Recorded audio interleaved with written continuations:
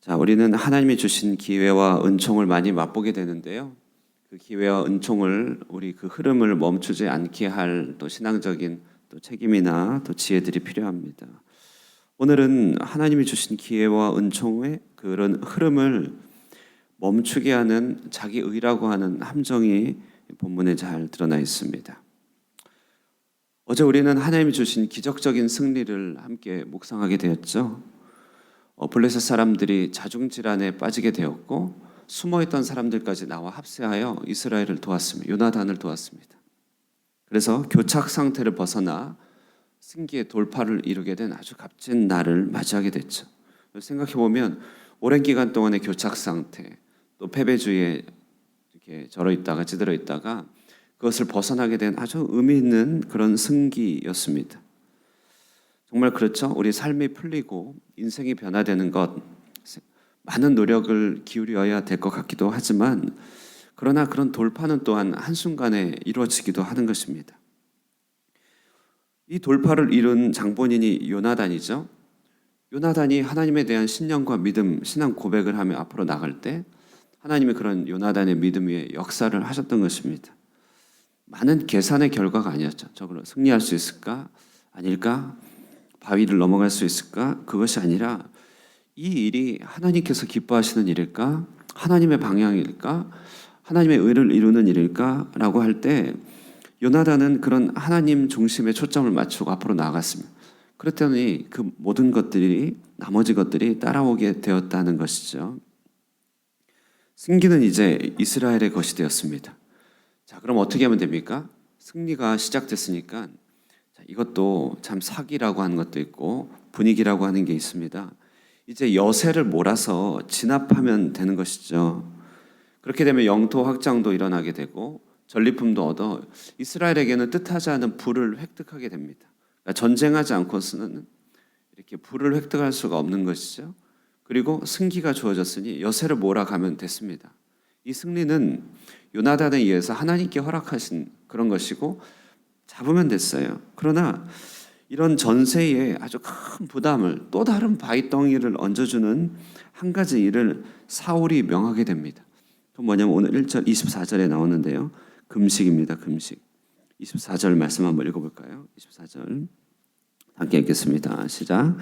이날에 이스라엘 백성들이 피곤하였으니 이는 사울이 백성에게 맹세시켜 경계하여 이르기를 저녁 곧 내가 내 원수에게 보복하는 때까지 아무 음식물이든지 먹는 사람은 저주를 받을지어다 하였음이라. 그러므로 모든 백성이 음식물을 맛보지 못하고 참. 이 사울의 이 금식 명령은 정말 역행하는 명령이었습니다. 전쟁 후에 이스라엘 사람들은 배가 너무나 고팠겠죠. 얼마나 고팠겠습니까? 그러니까 이제 드마리스 뷔페 데리고 와서 먹여줘도 이 부족할 판에 금식을 명한 것입니다. 여러분 우리도요 점점 이제 곡기가 부족하면 짜증이 이제 올라오고 판단이 흐려지고 만사가 귀찮아지지 않습니까? 저도 신방을 하다 보면요 집중을 하다가 놓칠 때가 있어요. 그럼 배가 고파서 그런 거 배가 고파서. 그러니까 이제 이 이야기를 듣는 이 신방도 배가 고프면 집중력이 흩어지는데 여러분 이 전장의 수고가 한창인 군사들은요 먹이고 또 먹여도 부족합니다. 그런데 금식을 명한 것이에요. 자, 우리가 여기서 금식에 대해서 한번 생각해 봐야 됩니다. 금식이 잘못된 건 아니죠. 금식은 정말 우리 모두가 존중하고 시행해야 될 경건의 수단입니다. 이 시대가 잃어버린 아주 중요한 경건 훈련이 있다면 금식의 훈련입니다. 금식이 아주 중요한데 왜 중요하냐면요. 자, 인간이 가장 기본적으로 가지고 있는 욕구가 식욕 아니겠습니까? 가장 인간답고 가장 기초적인 욕구가 식욕이에요. 아침에 일어나자마자 오늘은 뭐 먹지? 또 무엇을 먹이지? 이게 거의 우리 인생 전부입니다. 그런데 이 기본적인 식욕이라고 하는 욕구도 이 죄인된 세상 속에서는 이내 곧 쉽게 타락하고 만다는 것이죠. 이 식욕은 언제든 타락하고 고장이 나는데요. 그래서 이 죽음에 이르게 되는 7가지 대죄 중에 하나인 탐식에 자주 빠지게 됩니다. 중세는 그러니까 우리 중세죠. 중세는 교회 시대에는 사람의 영혼을 해치고 파괴시키는 7가지 큰 죄를 정리한 적이 있습니다. 첫 번째로는 교만입니다. 그리고 거기서 옆에서 파생되는 시기가 있습니다. 그리고 뒤따르는 죄악인 분노가 있습니다. 그리고 이제 그 다음에 따르는 나태라는 게 있습니다. 그리고 나서 큰 죄가 하나가 탐식, 정욕, 탐욕 이렇게 있습니다. 탐식은 5번째 큰 죄입니다. 요청되는 양 이상보다 많이 먹는 대식도 탐식이고 사실은 영적으로 보면 정말 좋지 않은 것이죠. 그런데요, 나는 많이 먹지 않는 사람이야. 여기에 안심할 필요는 없습니다. 왜냐하면 너무 골라 먹는 미식도 7가지 대죄 탐식에 들어갑니다. 음식을 너무 거부하는 거식도 다 탐식에 들어갑니다. 왜냐하면요, 먹는 행위는 우리로 하여금 먹고 살도록 하기 위하여 주어진 욕구입니다. 더군다나 사랑을 나누는 교제하도록 주어지는 기본 욕구입니다.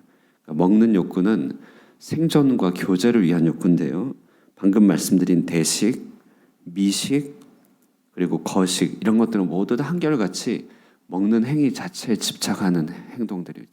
먹는 행위 자체에.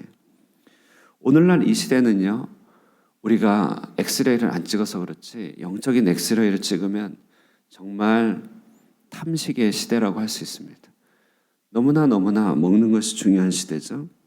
아마 중세, 그러니까 이 경건한 자들의 관점에서 보면 온 시대가 먹는 것에 집착하는 좀 미친 시대다라고 할 만큼 이 시대는 탐식의 큰 죄가 서려 있습니다. 다시 말해 하나님이 없는 공백을 배를 채우는 일로 대체하는 시대입니다. 그래서 저희 시는 배요, 이게 바울의 얘기인데요, 탐식의 시대죠. 탐식의 죄는 하나님보다 자기를 더 섬기는 거고, 탐식의 모든 과정과 열매는 과도한 자기 사랑입니다. 탐식과 자기 사랑은 밀접하게 연관되어 있어요. 그래서 이것이 큰 죄라는 것이죠. 금식은 이처럼 자기 사랑에 사슬에 매여 있는 그런 사슬로부터 끊어내는 강력한 무기입니다. 금식 자체는 꼭 필요한 행위예요. 그래서 금식은 너무나 소중한 경건의 행위고 우리는 정기적으로 비정기적으로 금식을 할 필요가 반드시 있습니다. 그런데 때에 맞지 않은 금식은 웬 말입니까? 여기에 사울의 아주 문제가 있는데 1절을 보시면 내 원수에게 보복할 때까지라고 하는 말이 있어요. 자, 이 모든 전쟁과 이 모든 승리를 사울은 자기의 것으로 삼고 있다는 것이죠. 자기 실현으로 삼고 있습니다. 여기 내 원수라고 하는 이 말이 복선인데요, 나중에 하나님은 이 아말렉을 치라고 하면서 하나님은 이 아말렉이 하나님 당신의 원수라고 했습니다. 근데 사울에게는 자기 원수가 아닌 거예요. 그래서 아말렉을 철저하게 진멸하지 않습니다. 무슨 말이냐면요, 사울은 하나님의 왕국의 왕으로서 하나님의 전쟁을 해야 함에도 불구하고 전쟁을 지금 이 사람이 뭐하고 있습니까? 자기 전쟁하고 있는 것이죠. 하나님의 일, 하나님의 사명, 하나님 전쟁하면서 내심은 자기 전쟁, 자기 장사, 자기 손익을 실현하려고 하는 그런 마음이죠. 통틀어서 이것을 자기 의의 추구라고 합니다. 여러분, 우리가 주 안에서 엄밀히 말하면 내 전쟁은 없잖아요.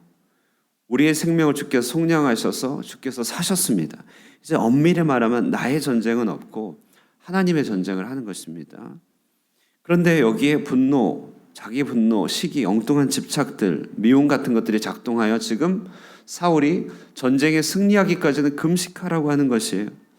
그러니 사울의 마음은 하나님의 전쟁에 간 곳 없고 자기 분노와 자기의 원한, 자기 실현에 가득해서 반드시 승리해야겠다는 이런 결심이 그로 하여금 잘못된 판단을 하게 하는 것이에요. 때에 맞지 않는 금식을 하게 하는 것입니다. 이처럼 때에 맞지 않는 판단을 하게 만드는 자기의, 이것은 성령을 소멸시키는 어처구니없는 어리석음이라고 하는 것이죠. 정말 그렇습니다. 우리가 자기의에 빠지면 주께서 가까스로 불 붙여주신 성령을 너무나 손쉽게 소멸시켜버립니다. 우리가 내 전쟁하다 보면, 우리가 힘든 일도 그것이 내일이라고만 생각하다 보면 주님은 우리에게 불을 붙여주시는데 우리는 너무나 그것을 쉽게 꺼트려 버린다는 것이죠. 성령을 소멸케 하고 성령을 근심시키고 성령을 대적합니다. 안타까운 교착 상태에 다시 빠져들어가게 된 것이 오늘 본문입니다. 얼마나 아깝습니까? 요나단은 목숨을 걸고 하나님의 뜻에 순종하여 승기를 열었습니다. 관문을 열었습니다. 그러나 사울은 자기 의에 취하여 그 승기를 다시 닫아버립니다. 이것이 바로 자기 의에 가득 찬 우리 인생이 겪게 되는 비극이라고 할 수 있습니다. 자, 이제 사람들은 이제 더 어긋나게 되죠. 요나단은 멀리서 적진 깊숙한 곳에서 전방에 있었기 때문에 사울의 명령을 듣지 못했습니다. 배고파서 꿀을 찍어 먹었는데 눈이 밝아졌어요. 그때 옆에서 아버지 사울이 지금 금식하라고 했습니다 라고 한 것이, 이 요나단은 지혜가 있었죠. 영적인 지혜가 너무 안타깝게 여기면서 지금 내가 꿀 하나 찍어 먹어 눈이 이렇게 밝아졌는데 탈춤을 먹었으면 지금 벌써 이겼다, 이렇게 너무 안타까워합니다.